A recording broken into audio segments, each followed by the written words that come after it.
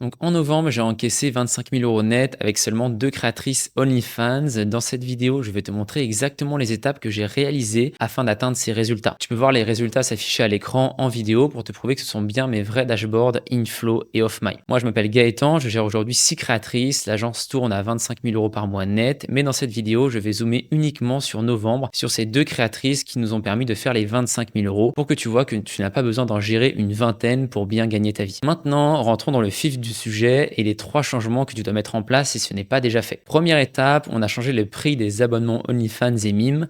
Donc on est passé d'un abonnement payant à un abonnement gratuit. De ce fait, les abonnés n'étaient plus sur Instagram mais sur OnlyFans ou Mime, les endroits où on peut les monétiser. Ça nous a permis aussi d'enlever ce désabonnement intensif tous les 30 jours car les fans s'abonnaient pour les premiers mois et ne voulaient pas payer le reste du renouvellement. Résultat, chaque mois on reprenait le marketing de zéro et si on avait un problème, on tombait en sub et en résultat. Arrêter les abonnements payants, j'en ai fait pendant 1 an et ça ne m'a jamais réussi. J'aurais implémenté cette stratégie plus tôt, j'aurais certainement gagné bien plus. Par défaut, fais de l'abonnement gratuit, sauf si ta créatrice est une influenceuse avec 500 000 abonnés sur Instagram, qui je suppose n'est pas le cas si tu regardes cette vidéo. Donc ce qu'il faut faire à la place, c'est vraiment passer en free, tout simplement. Que ce soit sur OnlyFans ou Mime, mais les deux en abonnement gratuit. Tu peux demander au support Mime de te le faire si la mise à jour n'est pas encore sortie pour le grand public quand tu vois cette vidéo. Donc maintenant, je vais te donner mon exemple concret de moi dans mon agence. On est passé d'un taux de conversion pour la première créatrice de 1,5% à 15% pour l'abonnement et pour la seconde créatrice de 2% à 20%. Oui, oui, tu as bien entendu, notre revenu par fan est passé de 30 € à 10 € environ. Mais comme on a fait 10 fois plus de subs littéralement que les mois précédents, en fait, on s'en fiche de légèrement perdre en LTV. Deuxième étape, on a modifié la rémunération des chatteurs. Alors, un vendeur payé au salaire aura moins la rage qu'un autre payé à la commission. Ça te paraît évident, mais c'était pas évident pour moi. Donc voilà, l'erreur fréquente, c'est de vraiment trop payer ces chatteurs, ne pas les encadrer, ni les encourager au quotidien. Ce que je te conseille de faire à la place, et moi ce que j'implémente, c'est 10% des ventes pour les chatteurs en freelance. Ensuite, à long terme, tu peux créer des bureaux à Madagascar afin d'optimiser les coûts et la logistique. Tu peux les payer moins si bien sûr tu leur payes Internet, l'électricité, les générateurs, etc. etc. Tu as des avantages, mais tu as aussi des inconvénients. À toi de voir un petit peu ce que tu veux. Ensuite, du coup, on est passé de 2 500 € par semaine de dépenses de salaire pour les chatteurs, de salaire de bonus et de commission à 10% des ventes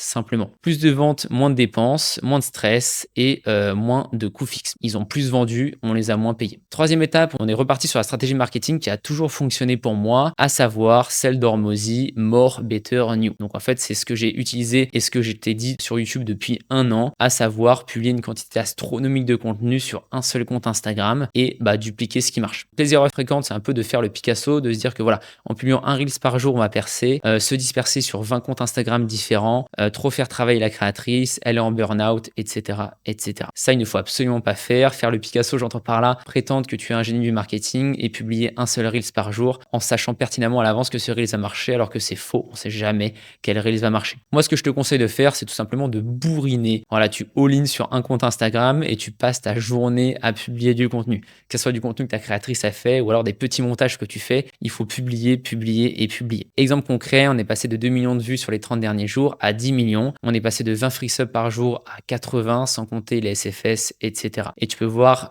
toutes les vidéos YouTube sur ma chaîne YouTube. On a fait des braquages en termes de marketing. Et encore avant, on était en payant. Donc voilà, on a fait le tour du mois de novembre dans les grandes lignes. Donc voici les 3 points que tu dois vraiment retenir de cette vidéo. Premier point, le free est bien plus puissant et pérenne que les abonnements payants. Deuxième point important, payer ses chatteurs à la commission. S'ils ne vendent pas, ils ne mangent pas. Et troisième point important, More Better New, renseigne-toi sur Hormozy et le marketing, mais simplement poste 6 Reels par jour sur Instagram sur un seul compte et tu me remercieras. Si tu veux encore plus d'informations gratuites, le lien de mon school est dans la description de cette vidéo.